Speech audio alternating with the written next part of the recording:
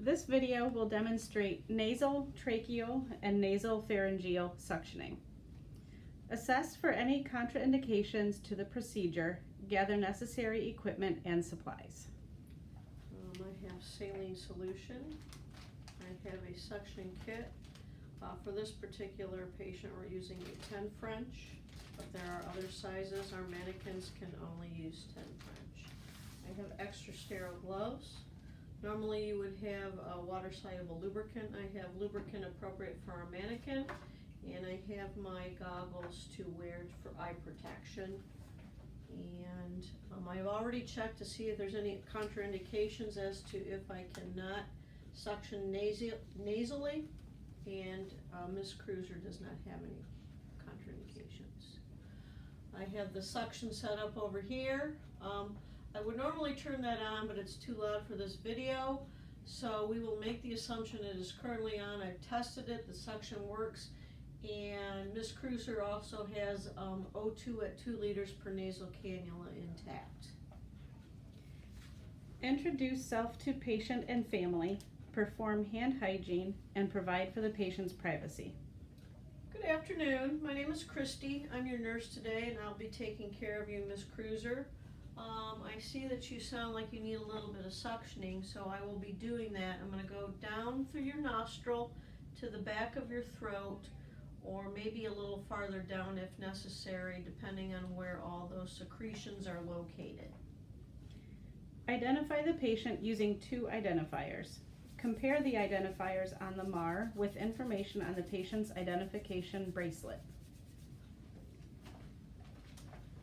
Ms. Cruiser, could you please state your full name and date of birth? Donna Cruiser, June 24th, 1965. That matches, and her ID band, MRN, matches her MAR. Everything matches, Ms. Cruiser, thank you. Place a pulse oximeter on the patient. Ms. Cruiser, this is her pulse oximeter. I have it just laying here for today's video. If we put it on her, it keeps alarming throughout the video because she doesn't really have any pulse ox. Help the patient sit up or place them in a semi-Fowler's position and place a towel on the patient's chest. Mrs. Cruiser, I'm going to place your bed up just a little bit, and then I'm going to put your head up a little bit as well.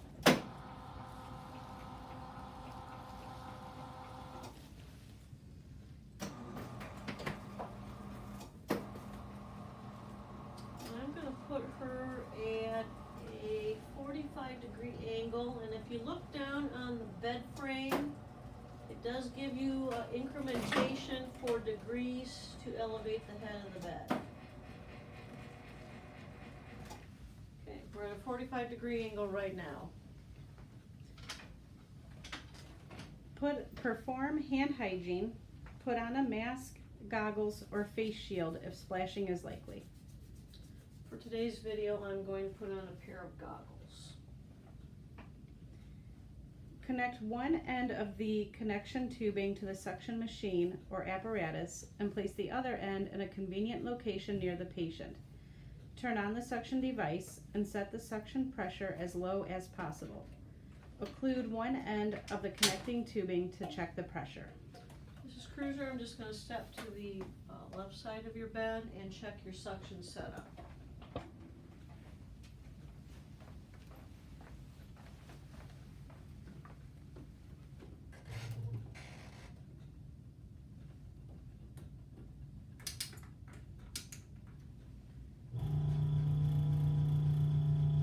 Suction is working appropriately.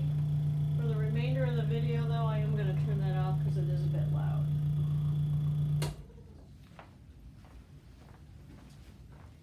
Using aseptic technique, open the suction kit or catheter. If a sterile drape is available, place it across the patient's chest or on the overbed table. Do not allow the suction catheter to touch any non-sterile surfaces.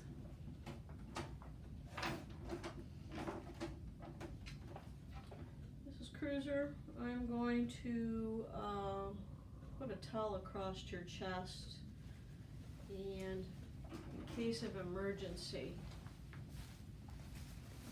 just a blue disposable waterproof type of towel. Put that right there.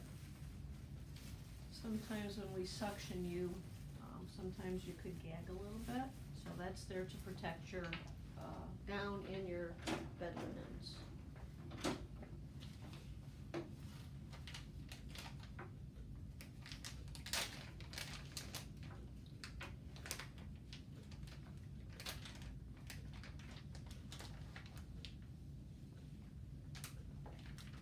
So you open away, and I'm just going to tip this up a little bit so you can see the contents of the kit.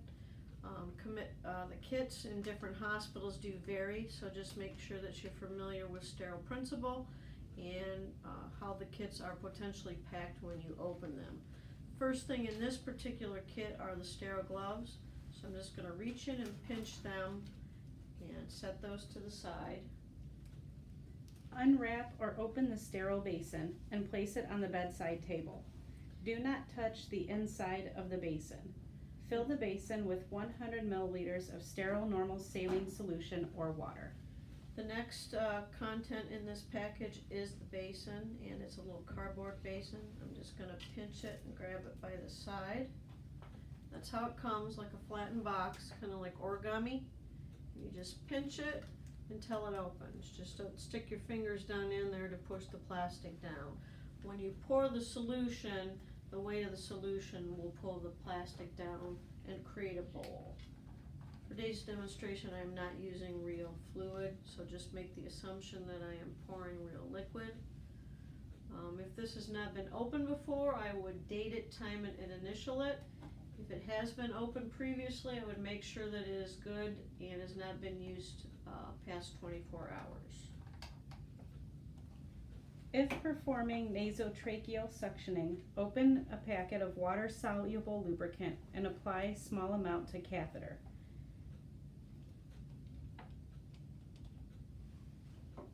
If I had a package of that, I would squeeze it into my package that I'm using for my suction kit. Today I'll just put the lubricant here. Apply a sterile glove to each hand or a non-sterile glove to non-dominant hand and sterile glove to dominant hand. For today's procedure, I'm just going to apply both sterile gloves. Eventually one will become non-sterile.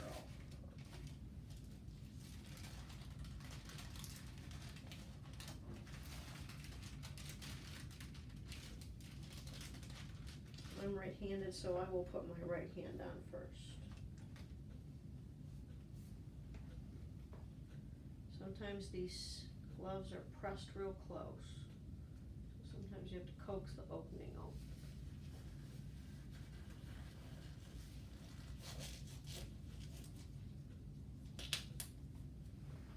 And I use my ungloved hand to hold the paper so it doesn't shimmy. And I get all my fingers under this cuff.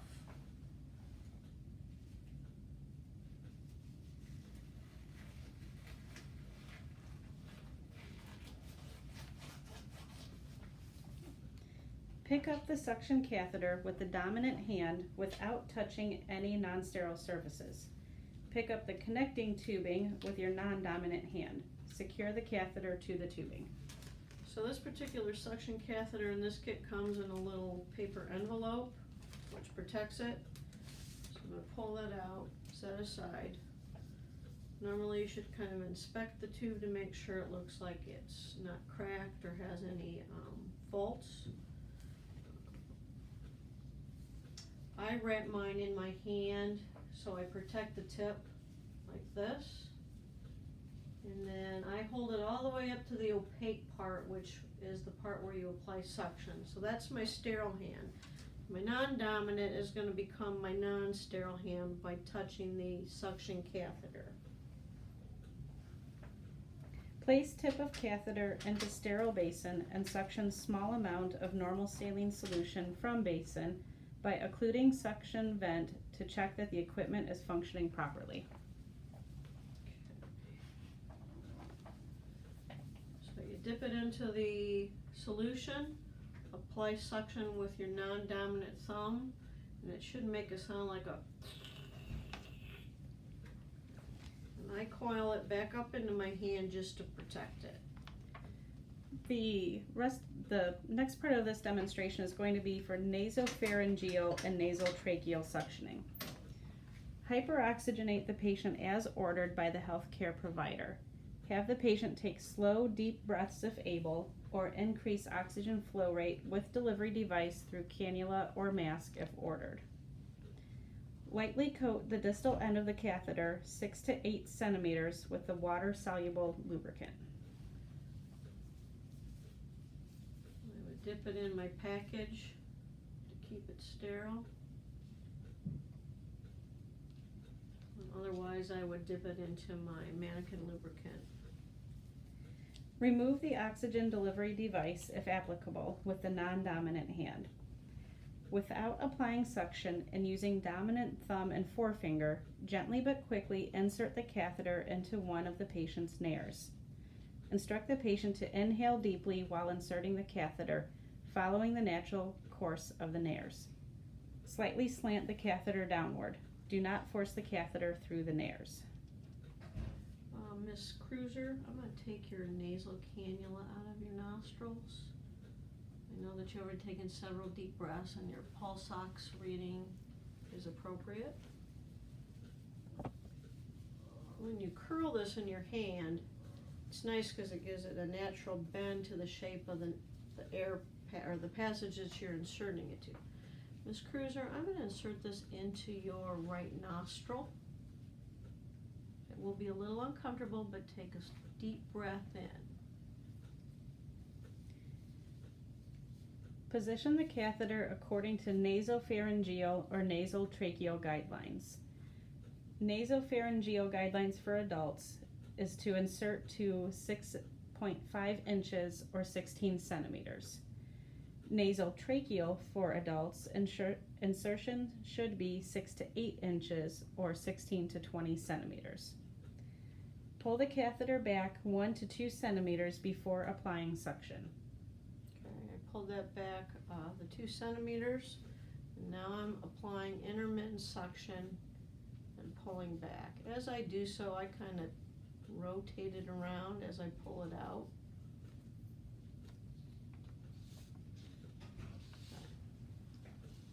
And then I rinse it off because it's got secretions in here. So I rinse it off with a little saline just to clear the tube so I can reuse it. Just to go back a few minutes ago, we talked about the length. This is about 6.5 inches here. And that's about 8 inches there to give you perspective on the duration of how far or distance that you have to insert this catheter for proper suctioning. Encourage the patient to cough and replace the patient's oxygen device if applicable, and have the patient breathe deeply. Assess the need to repeat the suctioning procedure. Watch for alterations in the patient's cardiopulmonary status. When possible, allow adequate time between suction passes for ventilation and oxygenation. Encourage the patient to breathe deeply and cough with the oxygen mask in place. Ms. Cruiser, how does that feel? You feel like it's improved? Oh yes, that feels much better. Okay, you sound better. Thank you. The next section will be suctioning through a tracheostomy. We're going to go back and repackage this like it's sterile for this part of the demonstration.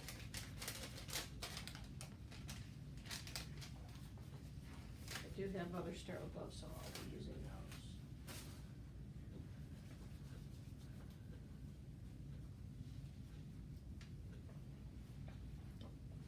Hyperoxygenate the patient as ordered by the healthcare provider. Have the patient take slow, deep breaths if able, or increase the flow rate with the delivery device if ordered. Follow procedure to hyperoxygenate if patient on mechanical ventilator. On this particular occasion, Ms. Cruiser has a trach collar to deliver oxygen to her. So if she had that in place, I would have her take some slow, deep breaths while assessing her pulse oximetry to see her O2 sat. If she does not have this, I can also utilize the ambu bag. This part here connects to the inner cannula, and then when she breathes in, you squeeze the ambu bag.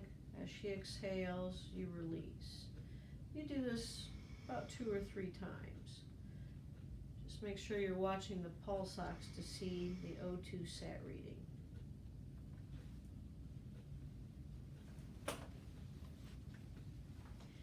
Prepare your suction catheter as before.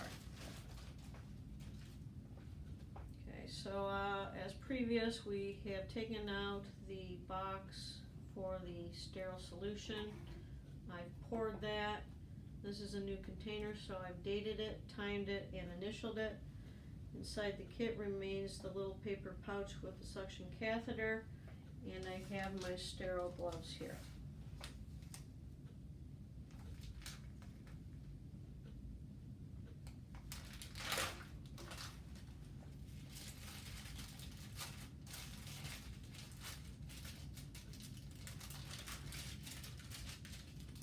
The sterile gloves in these particular glove packages are very pressed and wrinkly.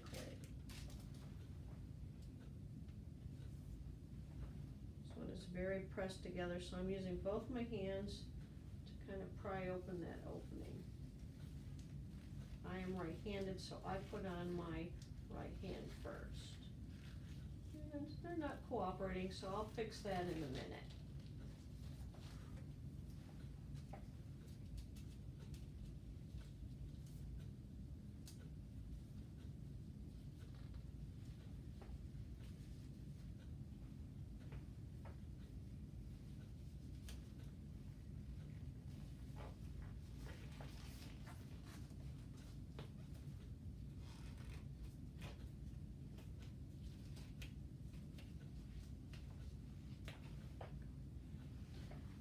So then what I'm going to do, once I have my sterile gloves on, I can remove the sterile paper package. Take out my catheter. I usually inspect it to make sure that it doesn't look like it's damaged. I coil it up into my hand. I put the tip inside my palm and I wrap it like that. That way I have good control over it. My suction catheter, I will contaminate this hand. Excuse me, Miss Cruiser. I'm going to make this connection here, and then I usually dip it into the saline, apply some suction to make sure that it works before I insert it down into their tracheostomy tube. Without applying suction, gently but quickly insert catheter into artificial airway using dominant thumb and forefinger. Advance catheter until you meet resistance or patient coughs. Then pull back 1 centimeter. Miss Cruiser, I'm going to insert this into your tracheostomy tube. This will elicit coughing as I get to the appropriate distance. Apply intermittent suction for 10 to 15 seconds by pressing and releasing the non-dominant thumb over the vent of the catheter and slowly withdrawing the catheter while rotating it back and forth between dominant thumb and forefinger. Do not suction for greater than 15 seconds. Encourage the patient to cough. Watch for respiratory distress. If you look here, here's the place where you apply intermittent, and you do so by just placing your thumb over the opening and then releasing. So I'm going to do that as I pull back. Rinse it out. Rinse catheter with normal saline or water until clear. Assess need to repeat procedure. Ventilate and repeat procedure after allowing at least 1 full minute between suction passes. Replace the patient's oxygen delivery device. In this case, since I'm going to suction Miss Cruiser 1 additional time, I have provided her with her trach collar again. She's taking deep breaths. I'm assessing her pulse ox reading to make sure her O2 sat is appropriate. Or I could again ambu her. Okay, Mrs. Cruiser, So we're going to suction you one more time. And you insert the catheter into the opening of the tracheostomy tube. And you advance it. And the mannequins, you can't go too far. Okay. I'm going to apply the intermittent suction while I kind of twist it coming out. Rinse the catheter and connecting tubing with normal saline or water until it is cleared. Disconnect the catheter from the connecting tubing. Roll the catheter around the fingers of dominant hand.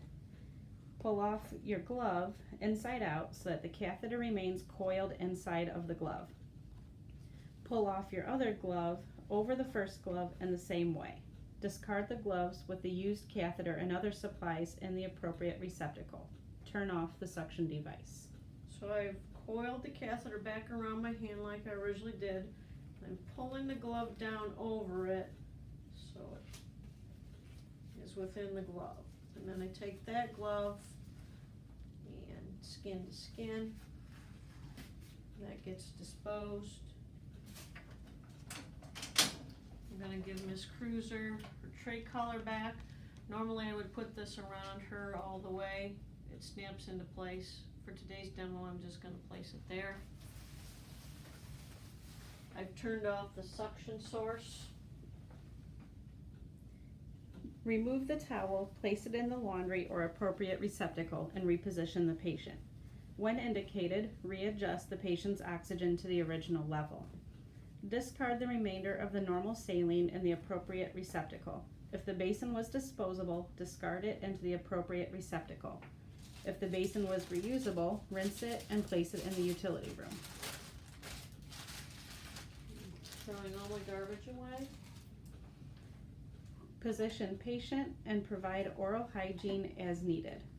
Place call button within easy reach and make sure the patient knows how to use it to summon assistance. Raise appropriate number of side rails, lower bed to lowest position. Perform hand hygiene and document and report the patient's response and expected or unexpected outcomes. Ms. Cruiser, do you like your head of the bed at that level? Yes, thank you, I'm comfortable. Okay, I'm going to put your bed down. Your call light is in your right hand. I've turned your oxygen back on by your tray collar. And I will take your suction tubing and we shall be done.